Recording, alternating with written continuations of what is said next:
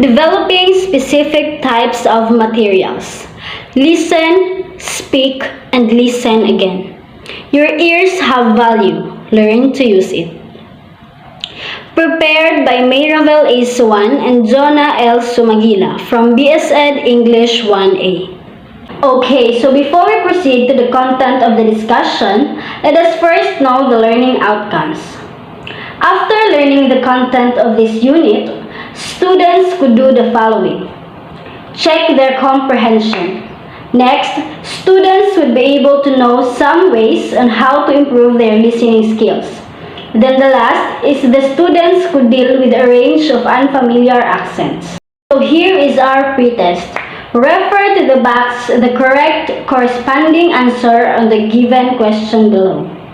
Let us now proceed to the content of the discussion. Listening skills is a soft skill that allows people to understand the information others convey to them. It is part of communication skills set that includes speaking skills, also known as verbal communication, and intrapersonal skills. Okay, so listening skills is a communication skill. Communication skill means enable individuals to understand others and to understand themselves. A variety of aspects are important in the context of this skill, such as listening, speaking, observing, and empathy. According to Dr. Kenneth Shore, good listening ability is essential learning tool. Some students, however, have a problem in their ability to listen. They may have what is called auditory processing problem, namely a difficulty in understanding spoken language. Okay, auditory processing means the ability to interpret the sounds that one has heard.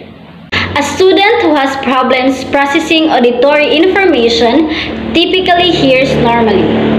He hears the sounds accurately, but his brain may have difficulty making sense of what his ear is telling it. Just as a child with a reading disability typically has good visual acuity, but a problem interpreting visual symbols, a child with poor listening skills usually has good hearing, but difficulty interpreting auditory information. According to Nick Pichi, September 23, 2019, for many students, improving their listening skills is the hardest of the 4 skills to master. Unlike reading, listening happens in real time and it can be hard to control the speed of the information coming at them. They may also have to deal with a range of unfamiliar accents, noise interference from background environment, and the pressure to respond to the person they are listening to. Materials for listening skills. First is a scripted talk given by one speaker. Second is an unscripted talk given by one speaker. A scripted dialogue between 2 speakers. An unscripted dialogue between 2 speakers, a scripted or unscripted conversation between 3 or more people. Next is ways on how to improve your listening skills. First is maintain eye contact. Having an eye contact to the audience can gain more attention and it can add more confidence to the audience to participate and also to the presenter. Next is avoid interrupting. For you to won't forget what to say. Interrupting someone who is in the middle of their discussion can lose their concentration, so interrupting must be avoided. Number 3, sit still. It can make you comfortable. If you are sitting while presenting your presentation, just sit properly and don't make any unnecessary movement, because it will reflect that you are not ready to present. So, fourth is nod your head. Nodding your head while asking or discussing your presentation to the audience, you need to nod your head so that you can show that you have some sympathy to them. Next is be attentive to nonverbal cues. Focus on facial expression and posture to duly understand everything. So, being attentive is one of the most important in improving your listening skills, which is to be attentive. The gesture that the audience show is the result of how your presentation go, or thus it shows that your presentation good or boring. Number 6, lean toward to the speaker. By doing this, also it can show your sympathy to them and to the audience. Number 7, repeat instruction and ask appropriate question. After presenting the presentation, in order to know that you have an effective presentation is by asking the audience some appropriate questions or to the key term of your discussion.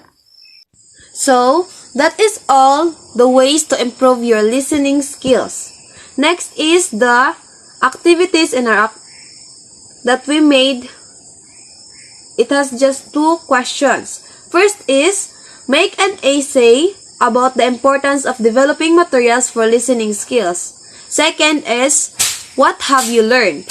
By asking what they have learned, we will know that the audience really listen what we are discussing because they can answer the questions that we are about to ask.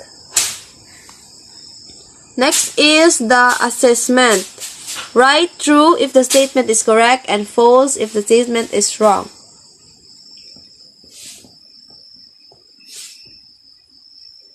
The glossary of terms. Auditory, relating to the sense of hearing. Second is accurately, in a way that is correct in all details or exactly. Number 4, acuity, sharpness or keenness of thought, visions or hearing. Number 4 is interference, the action of interfering or the process of being interfered with.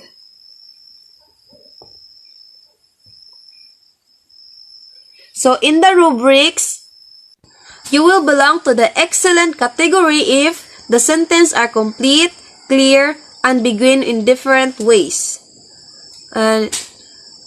Spelling, punctuation, and caps are usually correct. Some problems with grammar. The paper clearly states an opinion and gives 3 clear, detailed reasons and support of it. You can be also in the good category. The sentences are usually correct. Spelling, punctuation, and caps are usually correct. Some problems with grammar. An opinion is given. One reason may be unclear or lack data. You can belong to fair category if there are many incomplete sentences and run-ons.